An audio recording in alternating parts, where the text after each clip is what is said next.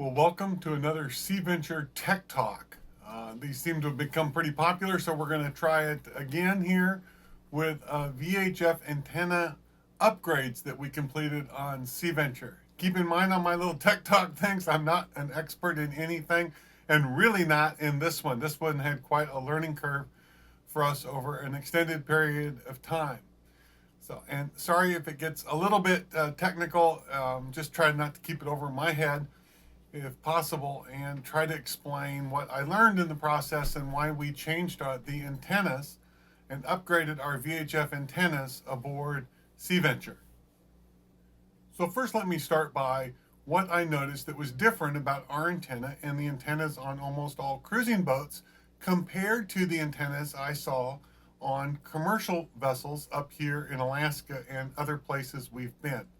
Now, on our boat, Sea Venture, like most boats, we have the 8-foot white fiberglass antenna for our VHF radio. Shakespeare is the very common, I think the most common brand. And ours happens to have two 8-foot extensions, making the antenna actually 24 feet long and supported in a couple spots before it heads up above the boat. Looking around at commercial fish boats, I didn't see any of them that had this antenna. They had a very different looking antenna, much stiffer, stronger, did not look like it was fiberglass, and was longer. And that got me started thinking and asking questions just out of curiosity of the fishermen of why they had those antennas and what made them different. And I learned quite a bit in the process. So first let's talk about antenna frequencies. Now, VHF stands for very high frequency.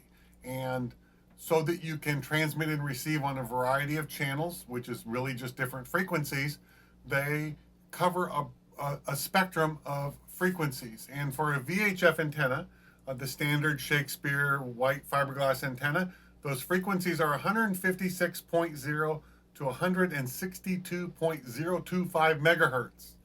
That will come into play as we go through this process. When we're looking at those frequencies, I have to refer to my notes here as I'm going. I have not memorized these numbers. Regular VHF channels on your radio are 156.5 to 157.425 megahertz. Now, the regular VHF goes up to 162.025 because AIS transmits on 162.025, which is why you can take your standard VHF antenna and split it as most boats do and receive both AIS signals from other vessels in your area and VHF radio frequency channels. So the other consideration when looking at VHF antennas is the decibel gain, or this dB gain. And at first blush, you would think that may be talking about the power, but it's not. Our VHF radios transmit on either 1 watt or 25 watts of power, depending on how we have them set for different channels. But what it does, the decibel gain does mean, if I can explain this correctly, is how focused that energy is being put out. And here I'll show you a chart that shows both 3, 6, and 9 decibel gain patterns. So you can see that the 3 decibel gain is like a ball going out from the boat. It doesn't go very far, but it goes high and low. Like I said, it's like a ball.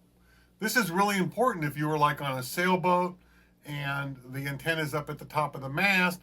So when the boat leans over or heels one way, you're not shooting up into the air and down into the water, but you're still getting this broad spectrum of area covered. So when the antenna is going to move around a lot, that's really good. The next one you can see on the chart is the 6 decibel gain. It's like a big, it just flattened out and a little bit longer. And the standard Shakespeare antenna that we have on Sea Venture, and I think you'll find on most power boats, is a 6 decibel gain antenna. So it's kind of the best of both worlds. It goes out as far as you reasonably can, but at the same time flattens it a little bit, but you can still heel back and forth and you're good to go. And then the third one on this chart is a 9 decibel gain. Very flat, very focused, But if a boat were to list a lot or heel over a lot, you could lose your transmission, your distance, because you're just shooting over things and down into the water. And here's a chart showing what those same patterns would look like with a tilted at an angle. So thinking about how tilted a boat is important in figuring out what decibel gain you would want on an antenna. But as I said, I think almost all pleasure boats, for the most part, if they're sailboats, probably have a 3 decibel antenna, gain antenna, and if they're power boats, most of them would have a 6 decibel gain antenna. So first we covered the general frequency bands, then the decibel gain of how the signal is sent out at different frequencies. And then we got to talk about how far can that signal realistically go. Well, VHF radio is a line of sight radios. So they're pretty much, what you can see is where they can go. They can't go over mountains. They can't go over the curve of the earth. They can't go around corners. Now, it's really much more complicated than that, but generally we'll say that's it. It in fact does curve just a little bit and can bounce around a little bit, which can give you reception when you might not quite expect it. But in general, you can think of that line of sight.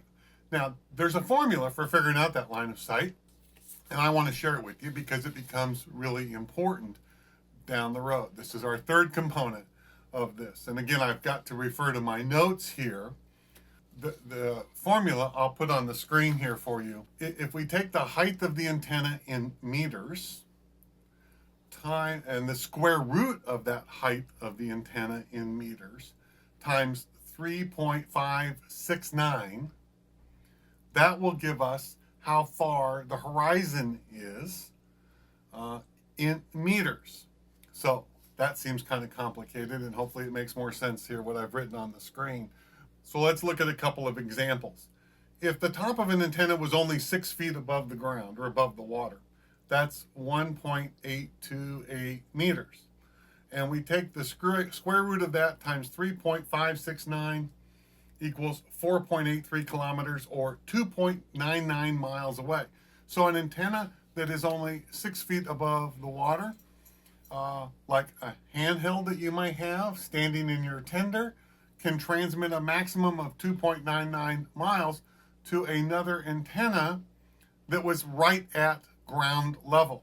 So if that's 2.99 or 3 miles, 6 foot high equals 3 miles potential distance to another handheld that was also 6 feet above. That one would also have 2.9 miles. So we'd have 6 miles total distance. In theory, if that radio could transmit strong enough and the other one receive strong enough. If we take some other examples, if I took maybe what I'm just guessing, maybe an average height on a power boat, about 25 feet. If you go through the math, that's 7.62 meters. You come up with the square root of 2.76. You do your multiplication. You've got 9.85 meters or 6.12 miles. So just over 6 miles. So if your antenna is 25 feet off the water, direct line of sight, you can transmit 6 miles. If you're transmitting to another boat that's 25 feet off the water, its antenna, now you've made it 12 miles. You can see how that works. So if we take the same thing and we do 32 feet, and I'm picking 32 feet in particular because our current Shakespeare 6 decibel gain antenna, the top of it is 32 feet off the water on Sea Venture. You go through all the math again, you end up with just under 7 miles. So again, 7 miles. Transmitting to another antenna the same height, 14 miles. And when we're receiving, and we'll play with this in an example later, let's say like the NOAA weather that you can get on the weather stations, realize the reason you can pick those up from a lot further away is that their antennas are much higher. So their part of the equation makes it a much further distance than your part of the equation. So that gives us our 3 basic areas that impact how far we can send messages that people can hear on our radio and how far away they can be when we receive. It's back to the frequencies, an antenna that works within those frequencies, and we're going to talk about that a little bit more here in just a sec. The decibel gain, is it a big ball, a partly flat circle like a 6 decibel gain antenna, or a really flat focus signal like a 9 decibel, so that whatever it's doing, it can get as far as it can with that 9 decibel. And then what's our line of sight, which is going to be all about how high the antenna, both the sending and receiving antennas are. So if we go to Shakespeare Marine, we can see on their website, they have a pretty good illustration of how this tilting works as far as the decibel gain, and how a larger decibel gain on a smaller boat is not such a good idea. And their recommendations, along with a line of sight calculator. And that's all really easy. Just plug in some numbers and it does that math and those formulas that we were talking about. So I'll put a link to Shakespeare's website in the description below as well. And that can help you kind of visualize some of the things we've been talking about. So I started asking the fishermen around here with their boats, what kind of VHF antenna do you have? And why is it not a fiberglass whip antenna? And there was a couple other factors that came into play.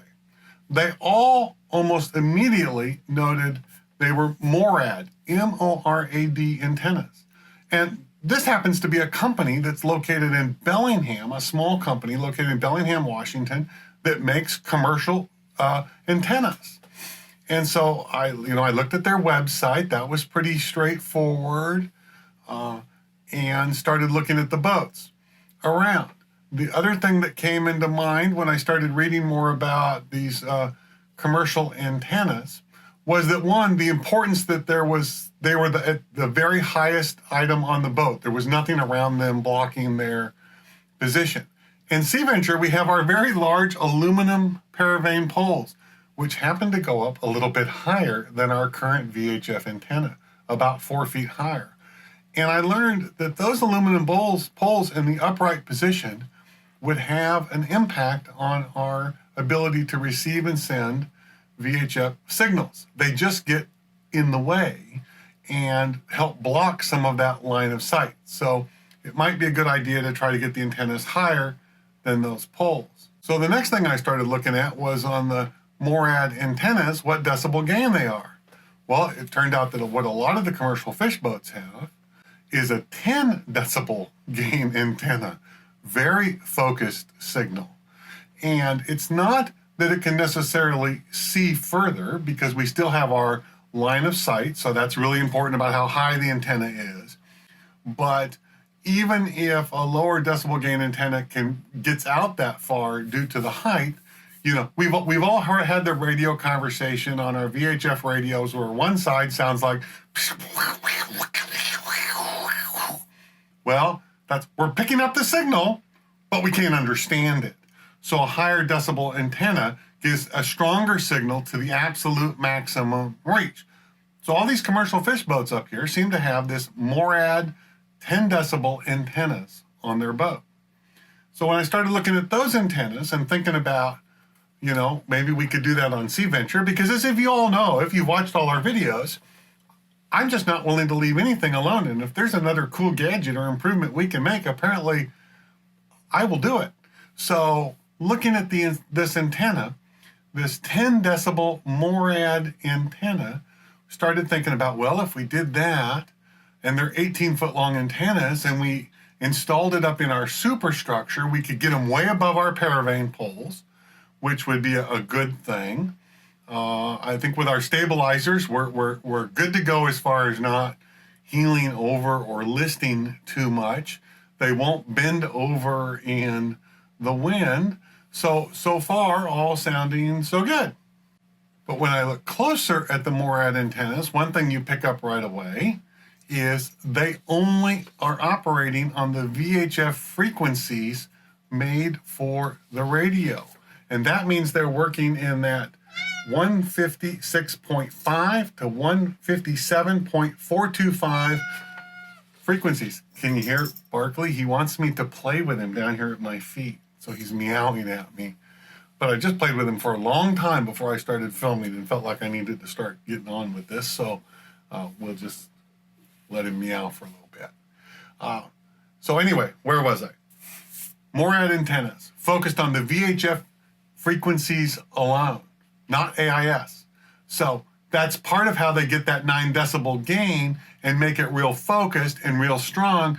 The better reception is by limiting the number of frequencies. So if you're going to add this big MORAD antenna to your boat, you can't get AIS anymore. But we can fix that with a second MORAD antenna that only picks up the AIS frequency, and as a result, picks it up much stronger than a VHF standard antenna will, or at least that's the theory. So a MORAD AIS only antenna receives at 162.025 megahertz.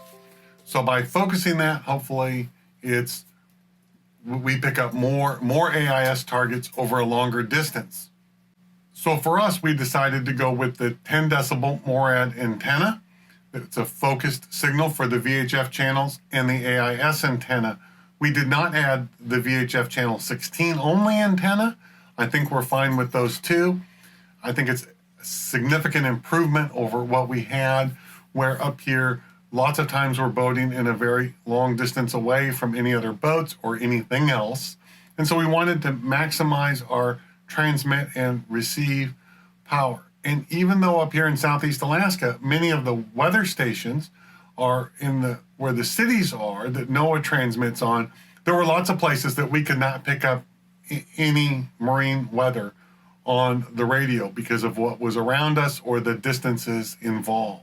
So our old antenna worked okay, worked better when we talked to our friends that were on a sailboat.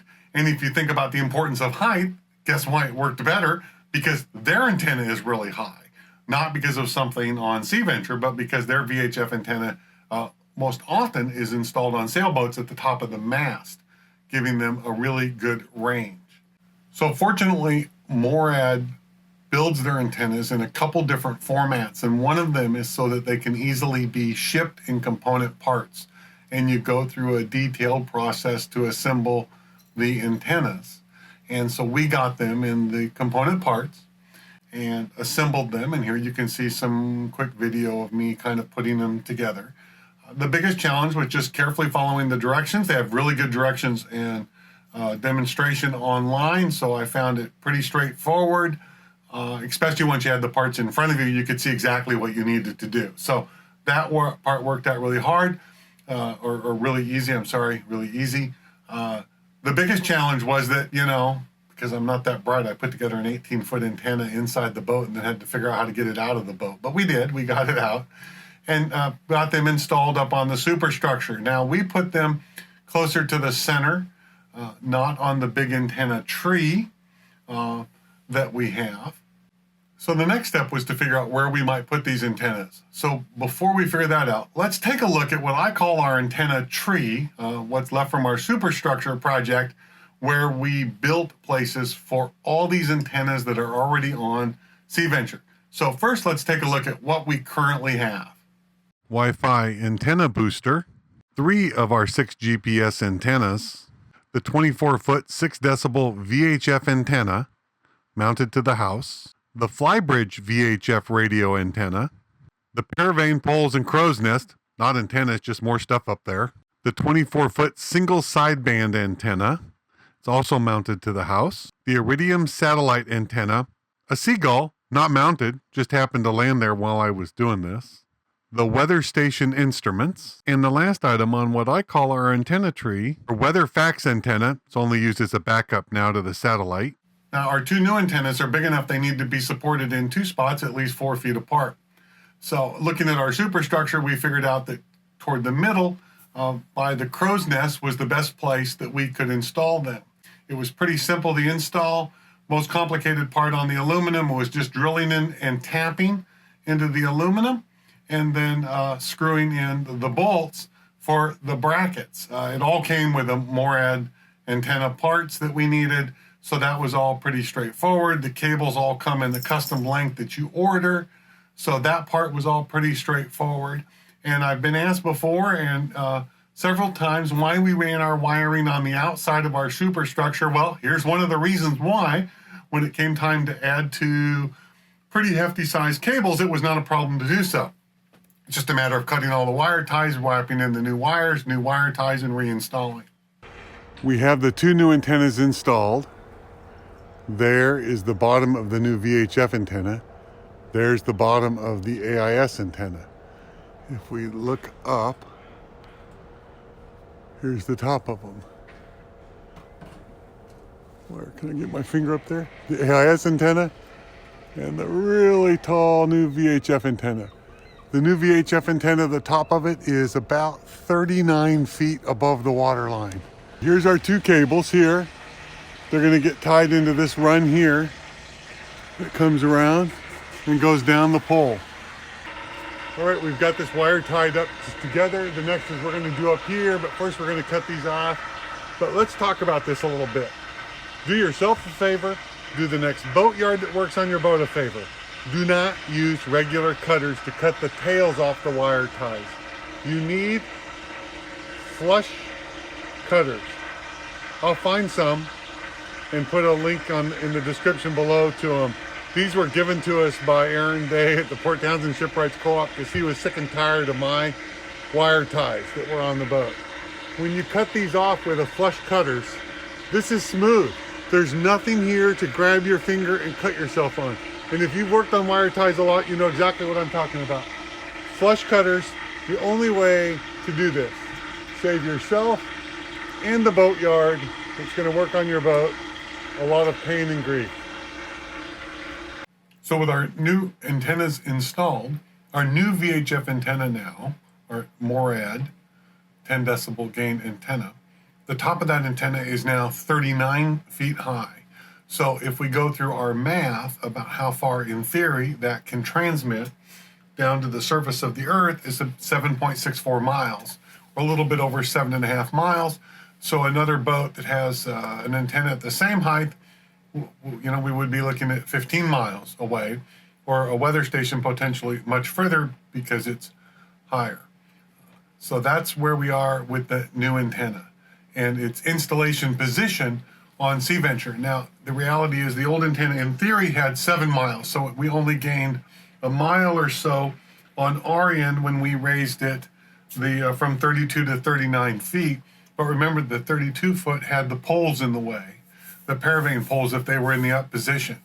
So, and it's a 6 decibel, so hopefully we've eliminated the pole issue. We know we've done that, and we focused the energy on the decibel gain so that when we're at the outer range of that distance, we get a much clearer signal.